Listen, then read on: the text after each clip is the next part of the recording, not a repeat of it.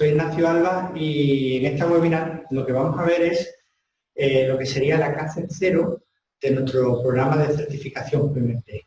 En esta clase lo que vemos principalmente sería el entorno en el que se desenvuelve esta certificación y una dirección de proyectos profesionalizada, y veremos lo que serían los pilares básicos en base a los cuales se estructura esta metodología.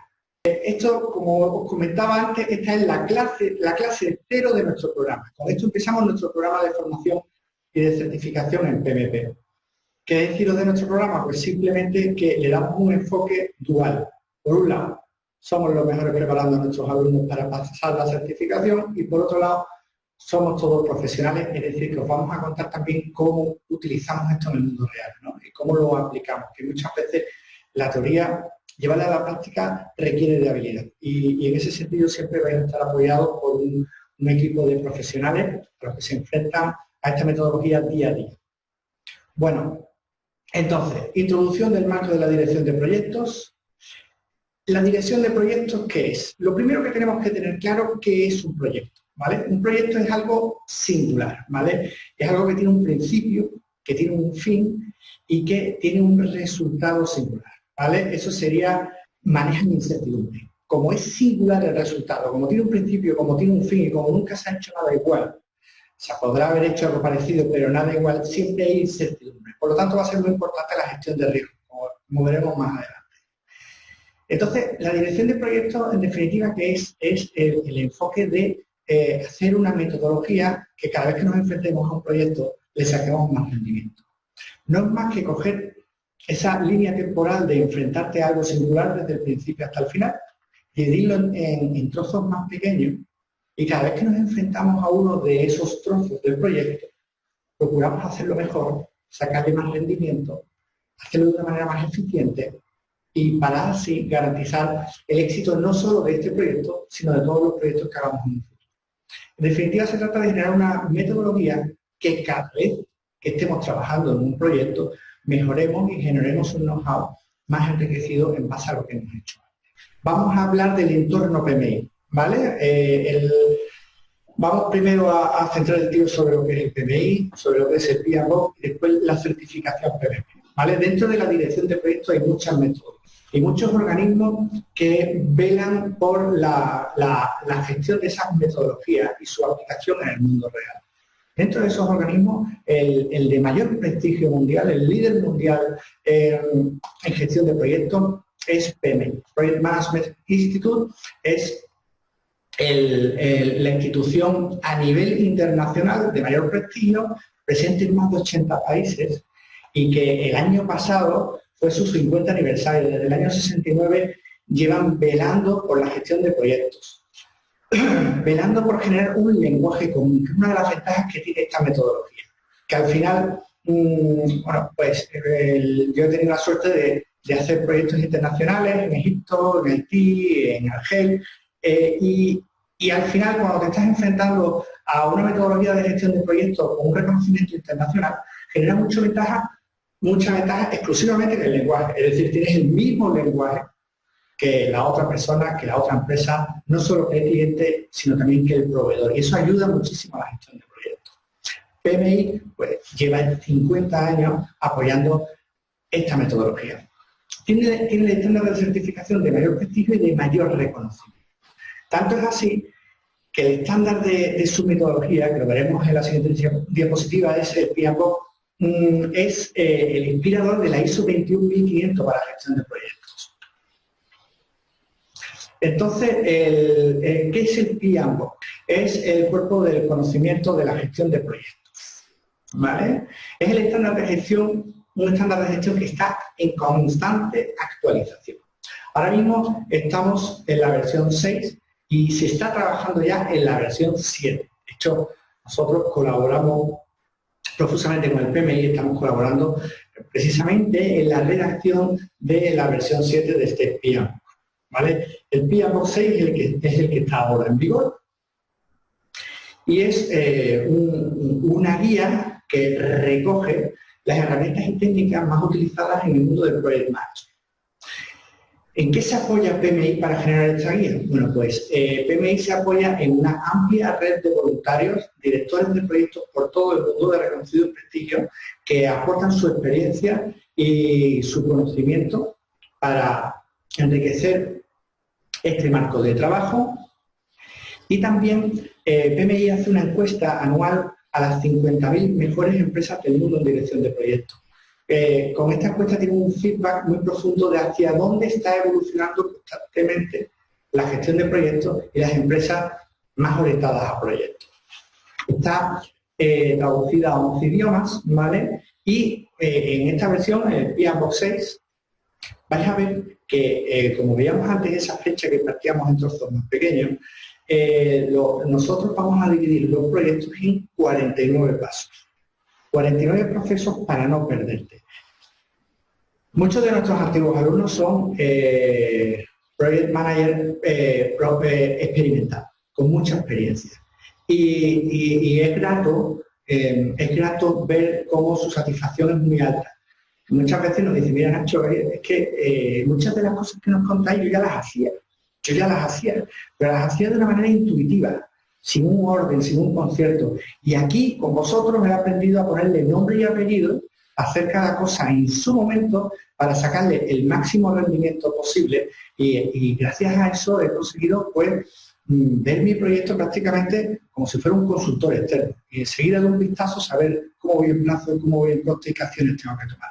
Entonces, es muy bonito y muy agradable hablar con compañeros y tener ese feedback en la gestión. Y eso le ayuda mucho el orden, el dividir un proyecto en 49 pasos que no te puedes saltar, relacionados entre sí y que aportan muchísimo valor al resultado final. Entonces, bueno, aquí tenemos esta guía de dirección de proyectos y, bueno, el PMI tiene muchos tipos de certificaciones. Tiene certificación en riesgo, certificación en programas, portfolio, certificación ágil, metodologías ágil, pero la certificación estrella de PMI es la certificación PMP, Profesional de la Gestión de Proyectos. Esta certificación, que es precisamente el programa que empezamos ahora el 2 de julio, es una certificación que es muy interesante. Para empezar, certifica al profesional. No es como la ISO 9000, que certifica a la empresa, sino que vas a certificar al profesional en la dirección de proyectos. Es decir, este certificado lo vas a llevar siempre contigo. Tiene un reconocimiento internacional. Ya hemos visto que PMI está presente en más de 80 países.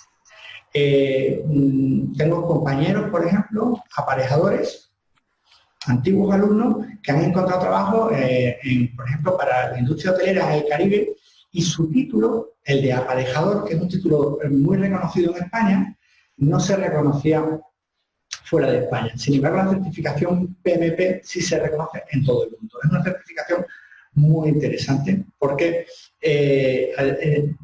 te certifica que tú sabes gestionar un proyecto en alcance, plazo y coste, garantizando su éxito y controlando lo que veremos en las diferentes áreas de conocimiento. Requiere una experiencia mínima, ¿vale? Tienes que tener una experiencia en dirección de proyectos. Si tienes algún título, ya sea de grado medio o de grado superior, da igual, pues te va a hacer falta justificar 4.500 horas trabajando en proyectos. Si no tienes ninguna titulación universitaria, también te puedes certificar como PMP, pero tendrías que justificar 7.500 horas en dirección de proyectos. Además, esta certificación va a requerir una formación específica en gestión de proyectos. Una formación específica de mínimo 35 horas. Nuestro curso en concreto pues, supera esas 35 horas y se certifica para el examen. Además, también otra cosa que tiene, lo más singular que tiene esta certificación es un examen. Un examen, no os voy a engañar, un examen difícil. Un examen de 4 horas, 200 preguntas, preguntas que no van a ser de teoría, sino preguntas que van a ser situacionales. Preguntas situacionales donde te van a poner un caso y tú tienes que responder. La respuesta es tipo test, ¿vale? Te van a poner 4 opciones y tienes que coger la mejor opción. Es un examen donde van a evaluar, sobre todo, no solamente el conocimiento de herramientas y técnicas, sino también tu capacidad de tomar decisiones. Llama la atención que como esta metodología está en constante actualización, el examen no es un examen del PMBOK. Si tú estudias el PMBOK de arriba abajo y no mueres en el intento, pues seguramente tendrás la capacidad de poder responder con cierta fiabilidad al 50% del examen. Pero el examen está en constante actualización, eso nos obliga a nosotros a estar al día. Una de las razones por las que estoy aquí con vosotros, porque es muy interesante pertenecer a una comunidad de gestión de proyectos y estar obligado encima a estar al día. Pero eso no solamente para mí como ponente, sino también para los futuros PMP. Un certificado PMP, una persona que tiene la certificación PMP, debe de renovarla cada 3 años. Tiene que sacar 60 puntos de desempeño, de desarrollo profesional. 60 unidades de desarrollo profesional que son muy fáciles de obtener si estás un poco preocupado por actualizarte. Es decir, un curso, una formación, leer un libro, escribir un artículo, algo de voluntariado y enseguida has conseguido esas 60 unidades. Pero no es un título que se queda para siempre, sino que hay que ir renovándolo cada 3 años. Eso avala mucho más al profesional que tiene ese certificado. Y bueno, esto sería el entorno, el frame de PMI, de la certificación, de la guía. ¿Vale? Ahora, ya entrando en materia, vamos a entrar en lo que sería el marco, el entorno que define PMI en su PMBOK para gestionar los proyectos y que le saques el mayor rendimiento posible. Bueno, entorno de proyectos, ¿vale? Lo primero que tenemos que tener muy claro, hablábamos de la importancia de generar un lenguaje común. Lo primero que tenemos que tener muy claro es que el entorno de los proyectos, cada elemento en función de qué significado tiene para la organización va a tener un nombre, ¿vale? Nosotros en una organización podemos tener múltiples programas, portfolios, operaciones y proyectos. Pero ¿qué es cada cosa? ¿Qué es un programa? ¿Qué es un portfolio? ¿Qué es un proyecto? Vamos a ver. Una operación son aquellas actividades que no tienen como objetivo producir nada nuevo, sino simplemente mantener un sistema, sostener un sistema. Un ejemplo de operación son las operaciones administrativas que se hacen en una empresa. Desde el trimestre o pagar la factura de la luz, ¿vale? Eso serían operaciones que no están enfocadas a producir nada nuevo, sino a mantener el sistema. ¿Vale? Operaciones hay en todas las organizaciones, en todas las compañías, y los proyectos se pueden apoyar en operaciones de la compañía para desarrollar su cometido. Proyecto ya lo hemos definido antes, en definitiva es un esfuerzo temporal que se lleva a cabo para crear un producto o servicio o resultado. Un singular. Tiene un principio, tiene un fin, proyecto puede ser cualquier cosa. Desde diseñar un coche, un puente, hacer una web. La gestión de proyectos que preconiza PMI es una gestión de proyectos estándar independientemente de la industria. Entre nuestros alumnos hemos tenido informáticos, gente del cine, abogados, ingenieros, arquitectos, de todas las profesiones, porque al final la gestión de proyectos va a ser estándar independientemente de la industria en la que se desarrolla. Vale, ¿qué sería entonces programas? Subamos un escalón más. Un programa sería un conjunto de proyectos relacionados entre sí, interactúan entre sí, ¿vale? Y cuya dirección organizada, coordinada, va a conseguir un resultado mucho mejor que si se hiciese de manera independiente. En definitiva, un programa es un conjunto de proyectos relacionados, o un superproyecto compuesto de subproyectos, ¿vale? Por ejemplo, el Canal de Panamá, la ampliación del Canal de Panamá en sí no es un proyecto, es un conjunto de 9 proyectos, 9 proyectados, ¿vale? Bueno, pues eso es fundamental entenderlo, sobre todo esa relación que hay entre los proyectos, porque el siguiente escalón sería portfolio. Portafolio sería un conjunto de proyectos o de programas, ¿vale? El portafolio puede contener también programas y proyectos que se agrupan por una razón organizativa.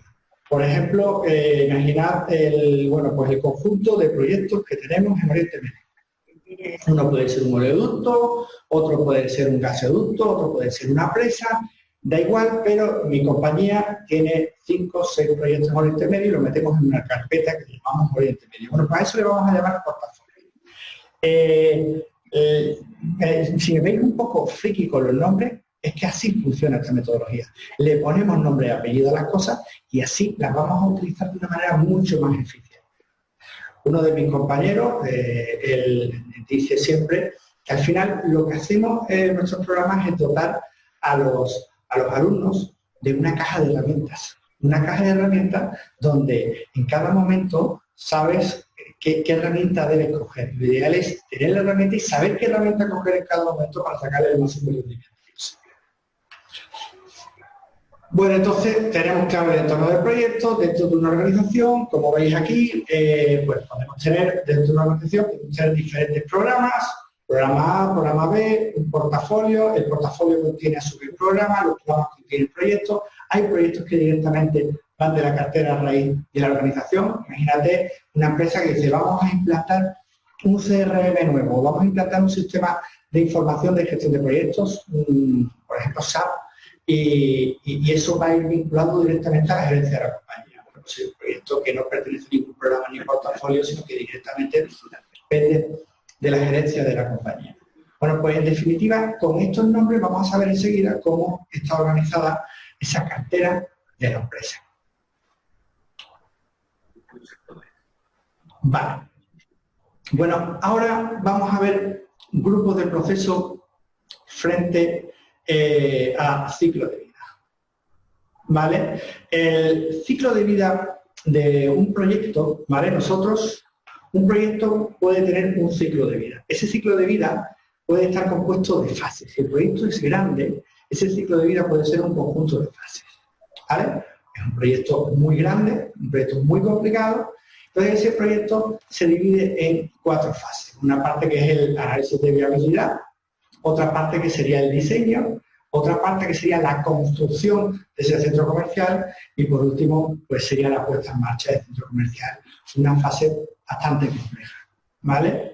Entonces eso sería el ciclo de vida del proyecto. Y ahora vamos a tener otro elemento con el que trabaja PMI que se llaman grupos de proceso, que muchos al principio lo confundís con las fases de un proyecto. ¿Vale? ¿Qué serían los grupos de proceso? Los grupos de proceso van a ser los tiempos que va a tener cada fase de un proyecto. Si un proyecto es muy pequeño y no lo subdivides en fases, ¿vale? Los tiempos de ese proyecto van a ser directamente los grupos de proceso. Pero si te estás enfrentando a un proyecto grande como el que acabamos de ver de un centro comercial, vamos a subdividirlo en fases y cada fase va a tener estos tiempos. ¿Qué tiempos son estos? Los que veis aquí, en el círculo, ¿vale? En este círculo gris. Bueno, pues primero vamos a tener el primer paso de todo proyecto, el primer grupo de proceso va a ser inicio. Inicio es el grupo de proceso donde constituimos el proyecto. Para que un proyecto no tenga problemas, es fundamental al inicio constituirlo de una manera formal, dejando claro el reconocimiento de la compañía de ese proyecto, marcando los límites del proyecto y reconociendo formalmente la autoridad del Project Manager. Otra cosa fundamental que vamos a trabajar mucho es la gobernanza del proyecto y se trabaja también en ese primer paso, en el paso de inicio. La gobernanza del proyecto es quién te manda. Muchas veces seguro que te has encontrado dirigiendo un proyecto y tienes varios jefes. Esos jefes tienen enfoques contradictorios. Y en esa situación es muy difícil mediar. Entonces, eso no se media durante el proyecto, se media al inicio del proyecto, cuando se constituye. Se marca quién te manda y en qué te manda, con una herramienta muy interesante que se llama la matriz de gobernanza. Bueno, pues en ese inicio del proyecto se constituye el proyecto y queda claro quién manda y cuáles son los límites del proyecto y el reconocimiento de la compañía. Y el siguiente paso sería la flecha curva que veis por arriba, que sería planificación. ¿Qué vamos a hacer? Vamos a planificar el proyecto.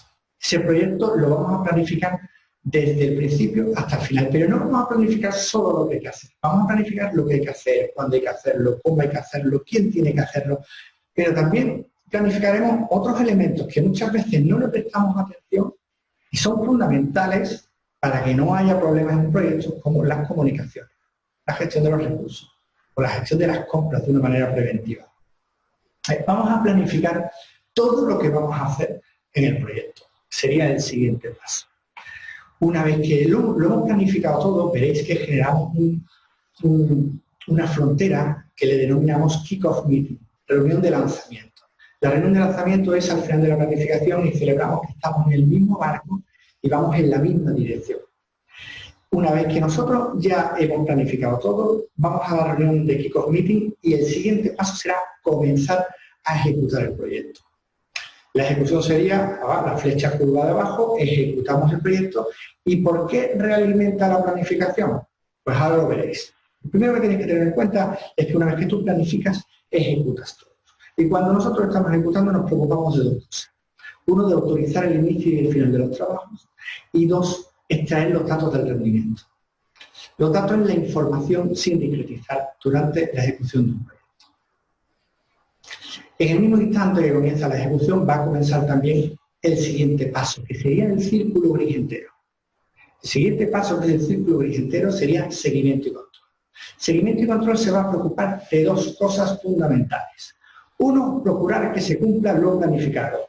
Y dos, adaptar ese plan a la realidad que nos estamos enfrentando. Porque no lo olvidéis, la dirección de proyecto siempre tiene incertidumbre. La dirección de proyecto siempre va a tener riesgos. Por lo tanto, es muy importante que nosotros vayamos adaptando ese plan a la realidad que irremediablemente tenemos que aceptar. ¿Vale? Entonces, seguimiento y control se fija en la ejecución, aquello que no funciona, replanifica. Por eso son dos curvas que se realimentan con seguimiento y control.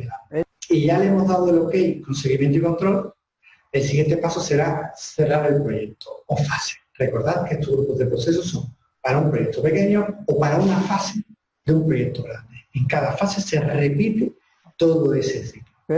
Bueno, pues en el cierre, ¿qué es lo que hacemos? En el cierre es muy importante almacenar toda la información para los activos de los procesos de la organización. Es decir, lecciones aprendidas, documentación generada, satisfacción del cliente, feedback de los proveedores. Todo ese conocimiento que hemos generado durante la gestión de la fase o el proyecto lo vamos a volcar en el know-how de la compañía. Vamos a enriquecer el conocimiento de la compañía para que nuestra compañía sea más competitiva a cada proyecto que nos enfrentemos. Es muy importante que estos grupos de procesos lo tengamos muy claro durante toda nuestra gestión de proyectos, ya que saber en qué momentos estás te ayuda muchísimo a la hora de tomar decisiones y también a la hora de gestionar a diferentes agentes. Vale. Bueno, áreas de conocimiento. ¿Cuáles van a ser las áreas de conocimiento con las que vamos a trabajar? Todo proyecto, sabéis que tiene una triple restricción, ¿vale? Frente a una gestión pobre de un proyecto en la que nos preocupamos solamente de lo que hay que hacer, el alcance, ¿vale? En la mayoría de las carreras es lo que nos enseñan, preocúpate de este alcance. Aprendemos que hay una triple restricción que es fundamental para la satisfacción del cliente, que sería alcance, plazo y coste. Alcance es lo que hay que hacer, plazo, en qué plazo lo vamos a entregar, qué hitos vamos a tener que cumplir frente al cliente, y coste, en definitiva, la financiación. Vale, entonces vamos a tener alcance, plazo y coste, y eso es la triple restricción. A estos tres conceptos le llamamos nosotros la restricción del proyecto. Lo que pasa es que la gestión profesionalizada del proyecto da un paso más y evoluciona frente a lo que sería esa visión reducida de las restricciones de un proyecto. Frente a simplemente estas tres áreas de conocimiento, alcance, plazo, coste, se da una visión más ampliada donde se incorpora riesgo, calidad y recursos. Calidad, que tengamos claro a qué nos referimos cuando decimos calidad. Cuando decimos calidad en dirección de proyectos, lo que nos referimos es adecuación al uso y satisfacción de los requisitos. Es decir, el cliente, nuestro cliente, el usuario final, la sociedad, las administraciones públicas de las que necesitamos permisos para usar nuestros proyectos, van a tener una serie de necesidades y expectativas. Nosotros, mediante la gestión del alcance, esas necesidades y expectativas las vamos a traducir en requisitos. Esos requisitos, ¿vale?, los vamos a estar siguiendo con una herramienta muy interesante que se llama la matriz de trazabilidad de requisitos. Es decir, desde la planificación de los requisitos hasta que se produce el resultado final del proyecto, estaremos viendo que esos requisitos no se corrompen.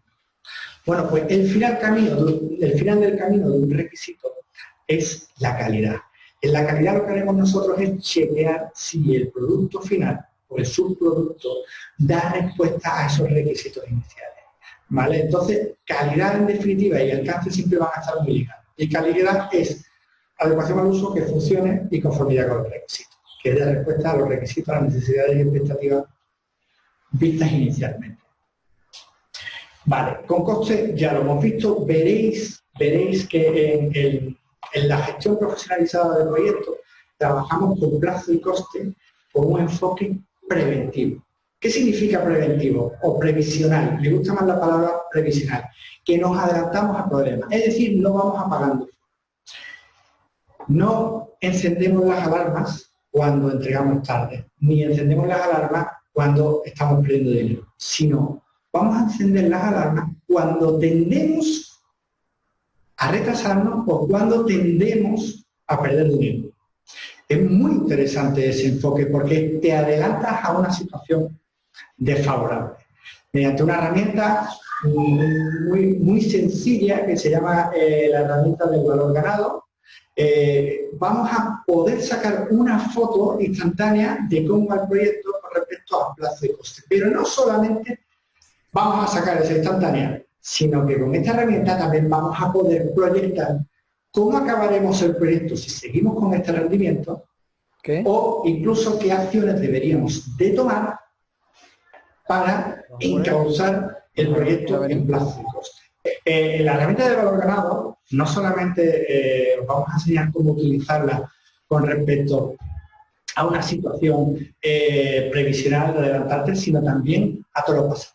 Es un análisis que se llama el análisis de regresión, que lo que hace es puedes cuantificar económicamente y en plazo lo que le has ahorrado a tu cliente con respecto a esos dos ítems. Cosa que ha dirigido proyectos sabe lo importante que es eso. Porque la dirección de proyectos es muy desagradecida, porque los proyectos en definitiva, como no puedes comparar cómo hubiera ido ese proyecto sin estar tú allí, es muy difícil poner en valor lo que hacemos. Entonces, otra de las cosas interesantes de la gestión profesionalizada del proyecto, poner en valor esas cosas. Vale, más cosas que estábamos viendo. Habíamos visto coste, plazo, los recursos, ¿vale? Vamos a trabajar con los recursos también de una manera muy previsional, es decir, vamos a predimensionar todos los recursos que van a ser necesarios para el proyecto. Lo ideal es incluso ir más allá y no solamente prever los recursos propios, sino también los recursos que tendrían que aportar los proveedores al proyecto, para de esa manera generar una gestión del proyecto sistémica donde estamos contando con la fuerza de trabajo del proveedor para sacarle el máximo rendimiento posible. Y fundamental en la gestión de proyectos, la gestión de riesgos. Como hablábamos al principio de esta webinar, la gestión de riesgos es la gestión de esa incertidumbre que tienen los proyectos. Los proyectos son algo singular, no es una operación, es algo que no se repite, por lo tanto te estás enfrentando a algo desconocido. Tú no tienes una bola de cristal y no puedes predecir al 100% lo que va a pasar en el proyecto. Por lo tanto, ¿cómo te enfrentas a esa situación? Con la gestión de riesgo.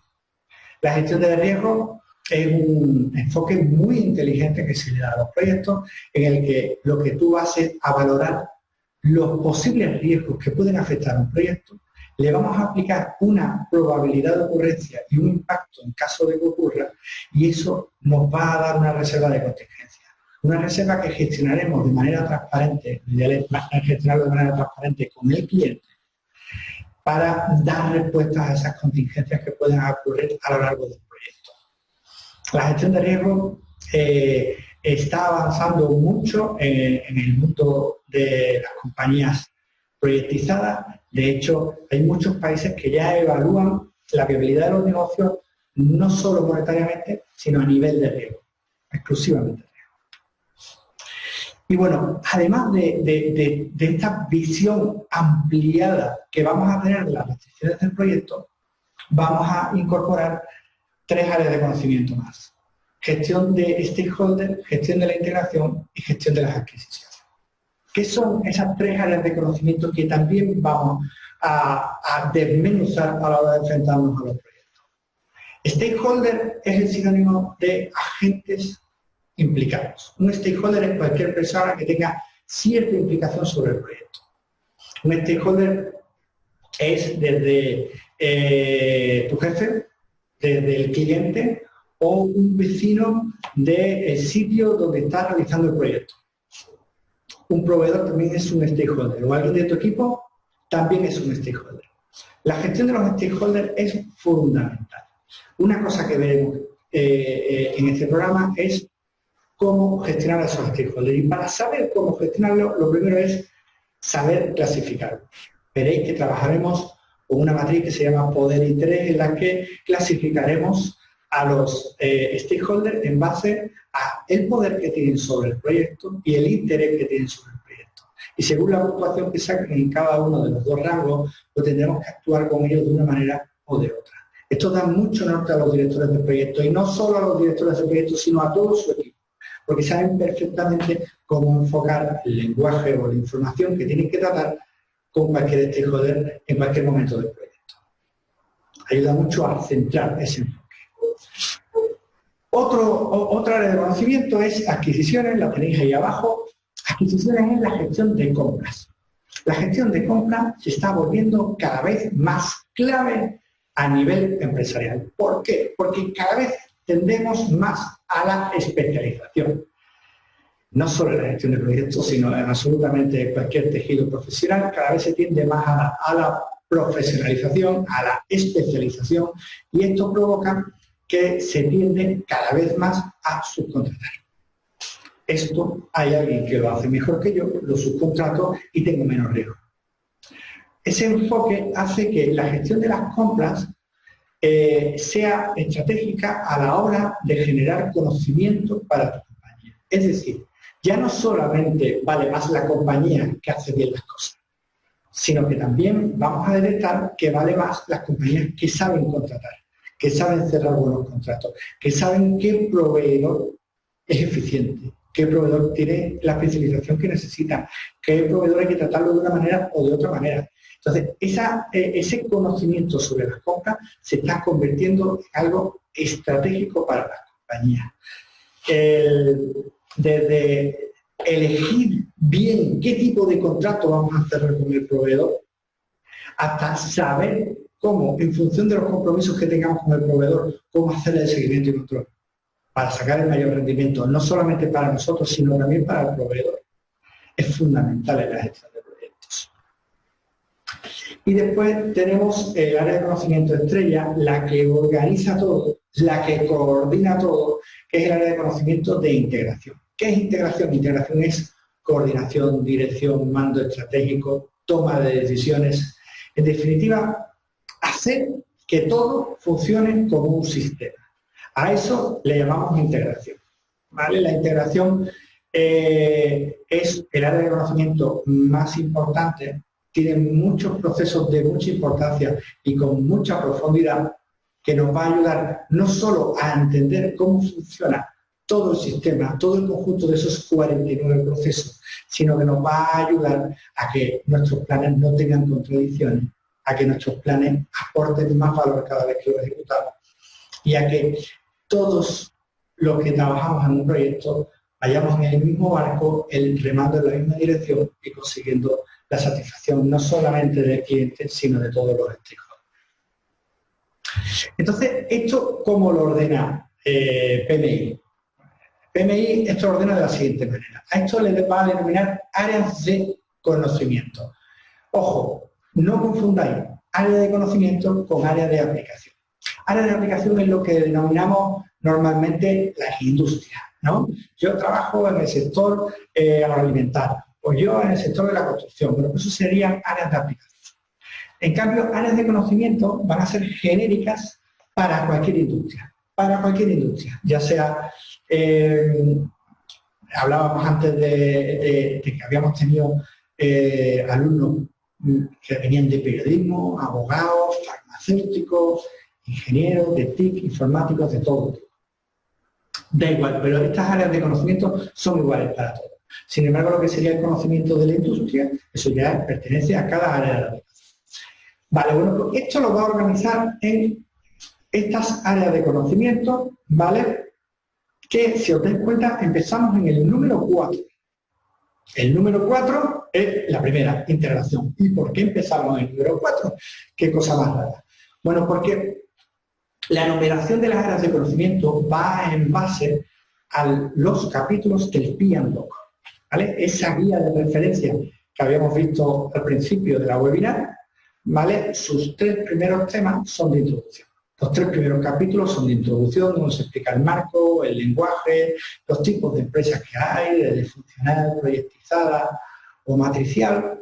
Y a partir del capítulo 4 ya se empieza a ver uno por una cada área de conocimiento. Y se empieza a desmenuzar cada una de esas áreas de conocimiento. En total llegaríamos hasta el capítulo 13, ¿vale? En total serían 10 áreas de conocimiento: integración, alcance, tiempo, coste, calidad, recursos, comunicaciones, riesgo, adquisiciones y stakeholders. Debéis de tener en cuenta que el orden que tienen las áreas de conocimiento es el orden en el que a priori se da la planificación de cada uno de ellos. Y digo a priori porque en realidad cuando estamos planificando, las áreas de conocimiento interaccionan entre sí de una manera cíclica. Por lo tanto, cuando tú estás previendo el plazo de un proyecto, no miras exclusivamente el plazo del proyecto, sino que vas a mirar el plazo con el coste y con los recursos. Es decir, vas a vincular todas esas áreas de conocimiento y los planes que hagas de cada una de esas áreas de conocimiento, vas a preocuparte de que estén coordinados y que estén ordenados. Vale, muy bien. Bueno, entonces, ahí vemos las áreas de conocimiento y cómo se trabajan, cómo se vincula estas áreas de conocimiento a los 49 procesos que hablábamos de los que subdividíamos un proyecto. Pues lo vamos a cruzar con los grupos de procesos. ¿Os acordáis que hablábamos en la diapositiva anterior de los tiempos de un proyecto? Inicio, planificación, ejecución, seguimiento, control y cierre. Bueno, pues vamos a cruzar por un lado los grupos de procesos, los vamos a cruzar con las áreas de conocimiento. Y eso nos va a dar una matriz. En esa matriz, en función de cuándo acaecen los procesos necesarios para desarrollar el proyecto, va a salir el despliegue de los procesos PMP. El despliegue de los procesos del PMP, ¿vale? ¿Qué es? Pues es esta tabla que veis aquí. Esta tabla tenéis arriba, encabezando las columnas, tenéis los grupos de procesos. Tenéis ahí inicio, la primera de todas, planificación, la segunda, ejecución, seguimiento y control y cierre, ¿vale? Serían como los 5 tiempos que tiene cada fase o los 5 tiempos que tiene un proyecto o que hay a lo largo de un proyecto, ¿vale? Y encabezando las filas, ¿qué es lo que vais a tener? Pues las áreas de conocimiento: integración, alcance, plazo, costo, calidad, recursos, comunicaciones, riesgos, adquisiciones y stakeholders, ¿vale? Esas áreas de conocimiento van a ser las que el hilo conductor de cada una de las sesiones de nuestro programa, ¿vale? Vamos a tener una sesión dedicada a costo, una sesión dedicada a cronograma, otra sesión dedicada a integración. Y en cada una de esas sesiones iremos viendo todos los procesos que se desarrollan en ese área de conocimiento a lo largo de los grupos de procesos. Entonces, aquí lo que podéis ver es que no se te olvida nada en un proyecto. Aquí tienes los 49 procesos y no se te olvida nada. Todo va capitaneado por la fila de arriba, que es la de integración. Los procesos de integración son los que dirigen y coordinan todo el resto de procesos. Y como podéis observar, ¿vale? Siempre hay procesos en planificación. En la columna de planificación se planifica todo el proyecto y todas las áreas de conocimiento. Por eso la segunda columna, la de planificación, está. En cambio, la columna de inicio, cuando iniciamos el proyecto, solo hacemos dos cosas. Uno, constituir el proyecto mediante un documento interesantísimo que se llama Acta de Constitución del Proyecto, que marca los límites del proyecto, reconoce el proyecto dentro de la compañía y da autoridad al Project Manager. Y veis ahí abajo, proceso 13.1, ¿vale? Ahí se llama identificar los stakeholders del proyecto. Son agentes implicados en el proyecto, se hace una primera identificación de esos stakeholders que te va a ayudar a saber cómo enfocar estratégicamente el proyecto en función de la actitud, del poder y del interés de esos stakeholders. Después se pasaría a la siguiente fila, que es planificación, donde se desmenuza de arriba abajo todo lo que se va a hacer, ¿vale? Se planifica absolutamente todo. Y después pasaríamos a ejecución. Fijaos una cosa curiosa. En ejecución solamente faltan procesos en alcance, plazo y coste. Son las dimensiones del proyecto. Alcance, plazo y coste. ¿Cómo trabaja un PMP con las dimensiones del proyecto? Pues trabaja de la siguiente manera. Lo primero que hace es define esos límites y lo segundo, chequea que se cumplen. ¿Vale? No tiene que ejecutar nada de esos límites. ¿Vale? Se ejecuta en la producción. Y ya después tendríamos seguimiento y control, donde tenemos procesos en todas las áreas de conocimiento de seguimiento y control, donde vamos a estar chequeando ese doble enfoque, uno, que se cumpla lo planificado, dos, adaptar lo planificado a la realidad que nos estamos encontrando. Y por último, en el grupo de procesos de cierre, tendríamos cerrar el proyecto fácil, donde nuestra preocupación va a ser capturar la satisfacción del cliente y archivar las lecciones aprendidas, archivar toda la documentación y hacer un cierre que genere un conocimiento importante para la compañía.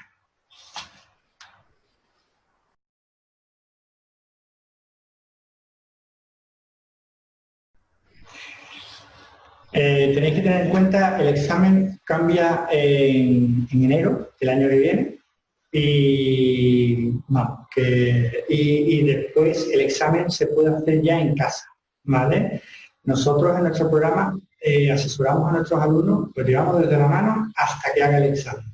Es decir, hay que darse de alta en el PMI, le asesoramos en el alta en el PMI y después en la petición del examen, en cómo organizar el examen, también ayudamos y asesoramos a nuestros alumnos.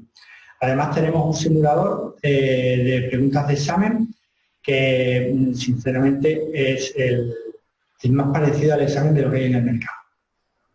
Habían salido más dudas, ¿no, Servando? Sí, había preguntado, Joaquín preguntaba si su experiencia como ingeniero de proyecto le va a servir para acreditar esas horas, aunque no hayan sido en un puesto de gestión de proyectos. Muy buena pregunta. Estrictamente hablando, o como director. Muy buena pregunta. No hace falta que hayas sido director de proyecto. Lo único que hace falta es que hayas colaborado en el proyecto, ¿vale? Simplemente que hayas trabajado en ese escenario, en ese marco. Has podido ser un componente del equipo de proyecto, te has podido dedicar a hacer planificaciones exclusivamente. O tenemos, por ejemplo, antiguos alumnos que, oye, es que yo me dedico al cierre de proyectos, porque me dedico a la postventa y yo hago cierre de proyectos. Bueno, pues ya está, no pasa nada. O sea, que no tienes que ser el project manager para tener esa experiencia. Para hablar de la experiencia simplemente haber intervenido en un proyecto como componente. Es lo único que hay que demostrar en ese sentido. Vale. Arturo preguntaba que una vez hecho el curso, ¿cuándo se hace el examen? Por eso ya lo hemos comentado, lo puedes elegir, agendar cuando tú estés preparado. Normalmente recomendamos desde la última sesión un mes. Más o menos, ¿vale? Acaba la última sesión del curso donde y entonces ya un mes de estudio es lo que recomendamos. Hay gente que necesita más, gente que necesita menos, se arriesga más, pero un mes... Sí, pero llevando, desde la última sesión, sí que hay que comentar, llevando los temas al día, habiendo estudiado durante el curso. Hombre, es recomendable. Luego, Rina preguntaba que si puedes comentar el proceso y documentos a aportar para ser candidato para el examen. Sí. Para ser candidato para el examen, el proceso es el siguiente. Lo primero que tienes que hacer es, mediante una aplicación un poco compleja de PMI, tienes que darte de alta. Lo que tienes que dar de alta primero es tu experiencia. En tu experiencia tienes que subir en la plataforma web de PMI, tienes que subir tu experiencia en proyectos, datándolo en las fechas que, poniendo quién te avala y dando esos datos del proyecto.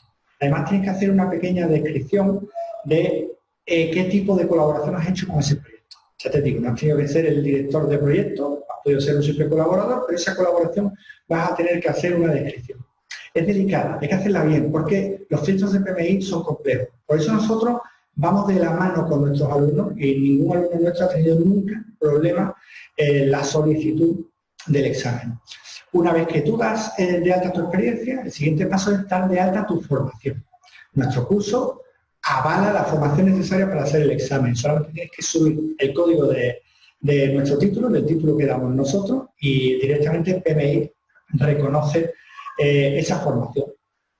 Y después, ya por último, pues ya llega elegir qué tipo de examen quieres hacer. El tipo de examen que tienes que hacer, que se puede hacer ahora mismo son dos, online o en casa. ¿Vale? Si es online te tienes que ir a un centro examinador. Nuestros alumnos también tenemos convenios con centros examinadores que facilitamos fecha para nuestros alumnos, que es muy difícil encontrar fecha en los centros examinadores, o te explicamos cómo se hace en casa.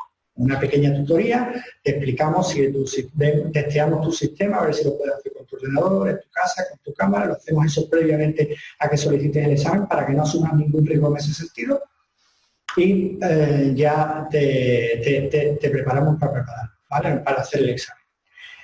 Perdona, antes de dar de alta tu experiencia, tienes que dar de alta tu conocimiento, Reina, tienes que dar de alta tu conocimiento académico, ¿vale? Si tienes alguna titulación. Porque en función de eso tendrás que justificar o 4.500 horas o 7.500 horas de experiencia. Miguel Ángel pregunta si la experiencia como jefe de obra te sirve para validar las 4.500 horas la experiencia. Bueno, por goleada. O sea, el jefe de obra es un director de proyecto como la copa de un pino. Lo digo por experiencia, soy del sector de la construcción y por goleada. Jefe de obra es, claro que sí. Vale. Arturo pregunta que al ser arquitecto y trabajar como freelance, como autónomo, que cómo puede conseguir que el fiador o que le certifiquen la experiencia. Que si son con visados del colegio o... Por ejemplo, los visados del colegio perfectamente pueden servir. Se pide un informe del colegio de arquitectos y se organiza así. En ese sentido, pues, que os hablamos. Normalmente, os lo cuento ya un poco entrando en materia, a un 10% en cada curso nuestro, normalmente, a un 10% los auditan, ¿vale? A los que auditan nosotros le apoyamos en dar respuesta a su auditoría, tiene que mandar una serie de documentación, unas justificaciones que se tienen que enfocar de una manera determinada. Bueno, pues en eso os ayudamos para que no tengáis el más mínimo problema y lo saquéis adelante. A ver, una pregunta. Sí. Poco continuando lo que habían preguntado anteriormente. Si yo trabajé en una o dos empresas en los últimos 3 años, donde obviamente me desempeñé en varias áreas y trabajé en varios proyectos, ¿no? Pero sí, solo por la constancia de la certificación de trabajo de esa empresa, ahí no me indica en qué proyectos trabajé ni cuántas horas trabajé en cada uno de ellos. ¿Cómo se hace para justificar eso si ya uno no está en contacto con esa empresa? Sí, ahí nosotros tenemos una aplicación, ¿vale? Para ayudaros en ese sentido, ¿vale? ¿Cómo lo hacemos? Nosotros lo que hacemos es una aplicación que tú pones tu jornada laboral, tú pones los proyectos en los que estuviste trabajando, desde qué fecha hasta qué fecha estuviste trabajando, y automáticamente te calcula la cantidad de tiempo que has estado trabajando en eso, ¿vale? De ahí te sale un informe y eso es lo que habría que avalar, ¿vale?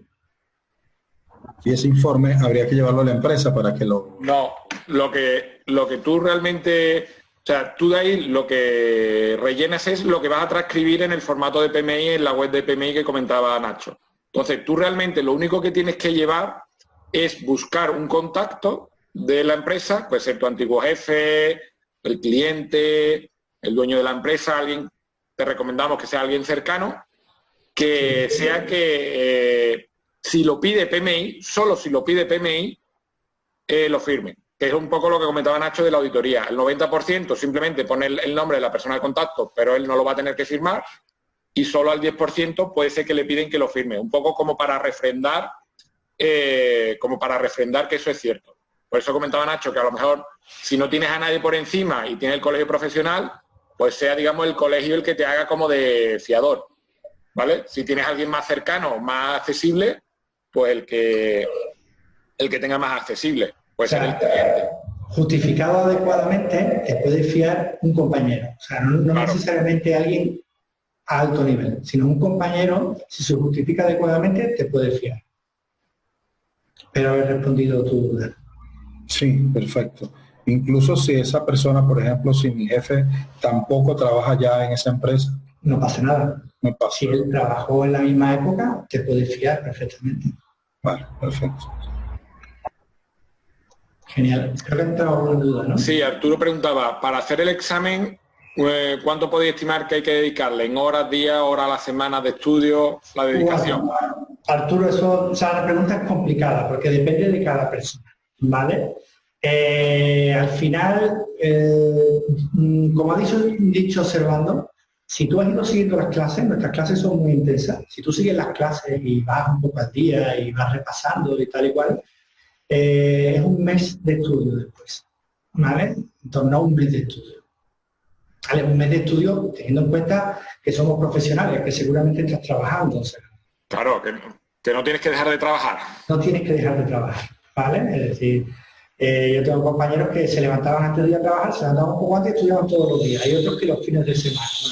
Bueno, en ese enfoque, pues en torno a un mes de estudio. Pero esto es mucho, esta certificación es mucho de cogerle el aire, ¿vale? De coger el enfoque de gestión de proyectos. Una vez que le coges el enfoque, no es tanto de estudiar de memoria, no es tanto de estudiar de codos, porque nuestros apuntes son muy extensos, no te los tienes que estudiar de memoria, lo que tienes que coger el enfoque. Y vamos, nos preocupamos mucho de transmitir ese enfoque. Al principio de cada sesión tenemos una parte dedicada exclusivamente a qué enfoque tiene que tener un director de proyecto. Esto además te ayuda no solamente por la certificación, sino también te ayuda en tu labor profesional, porque cada vez que te enfrentas a un problema, lo que haces es centras el enfoque y dices qué herramientas voy a utilizar, ¿no? Lo que hablábamos en el similante de la caja de herramientas. Sí, por reforzar lo que comentaba Nacho, una de las cosas que más cuesta a los alumnos es que, claro, cuando tú tienes experiencia y empiezas a estudiar, pues claro, tú estás acostumbrado a hacer las cosas pues en base a tu día a día. Entonces, el hándicap que tiene para las personas latinas es que esto es una certificación anglosajona. Entonces, la manera de pensar, tal y como está planteada la certificación, es diferente a como nosotros pensamos. Entonces, una cosa es que tú aprendas a cumplir el primer objetivo de entender el marco de trabajo de gestión de proyectos, pero luego de cara al examen tienes que echar un poquito el freno y cambiar la manera de pensar para tener una mentalidad anglosajona, ¿vale? Entonces, no es, como dice Nacho, no es tanto de memoria, sino de pillarle el truco. Sobre todo porque además las preguntas del examen son situacionales, no son de teoría, son preguntas que te ponen un problema y te dicen qué harías, qué solución darías o qué herramienta utilizarías. Entonces, más comprendiéndolo que estudiando de memoria. Si lo llevamos al día, os dais cuenta que hay muchas cosas que se repiten y que el temario no es tan extenso como parece. Pero claro, para darte cuenta de eso, hay que llevar las cosas al día. Ignacio, Servando. Sí, dime. En relación a eso que están conversando, ¿el examen en qué idioma está? Vale. El examen, nosotros preparamos a los alumnos para hacer el examen en español, ¿vale? El examen lo tienes en español y nosotros, sin embargo, todos los términos estratégicos los damos también en inglés, los reforzamos en inglés, ¿vale? Porque al final esto es un lenguaje internacional y tenemos que tener controlados todos esos elementos estratégicos para la gestión de proyectos, independientemente de con quién hablemos. Entonces, el examen en español, nos preparamos para hacerlo en español, pero toda la terminología la vais a tener tanto en español como en inglés. Aunque tú hagas el examen en español, vas a tener un botón que es durante el momento de hacer el examen, donde le das y te sale la pregunta en inglés. Es decir, que puedes comparar el inglés con el español constantemente. Pero nosotros preparamos a los alumnos para pasar el examen en español. Ok, y ese tema de la traducción quizás me preocupa un poco, porque teniendo en cuenta que son situacionales las preguntas, ¿verdad? La traducción de pronto puede afectar o no. ¿Qué opinas de eso? Pues mira, muy buena puntualización. Efectivamente, nosotros llevamos en esto más de 10 años y efectivamente hace 10 años las traducciones eran muy malas, muy malas. De hecho, te tenías que ir a la pregunta en inglés muchas veces. Ahora, francamente, han mejorado muchísimo las traducciones y son pocas las preguntas que a lo mejor están un poco mal traducidas. Te vas al inglés, le das al botón, la ves en inglés y entiendes perfectamente lo que está diciendo. Pero son muy pocas, es decir, la traducción ha mejorado exponencialmente su calidad. Pero sí, efectivamente, eso fue un problema hace tiempo que lo solucionaron. Listo, gracias. A ti. Compartimos con vosotros este ratito, que espero que os hayamos ayudado en el enfoque, en entender el enfoque de la dirección de proyectos y de la certificación PMP. Y bueno, que nos tenéis a vuestra disposición para cualquier duda que tengáis y que si nos seguimos viendo más adelante estaremos encantados.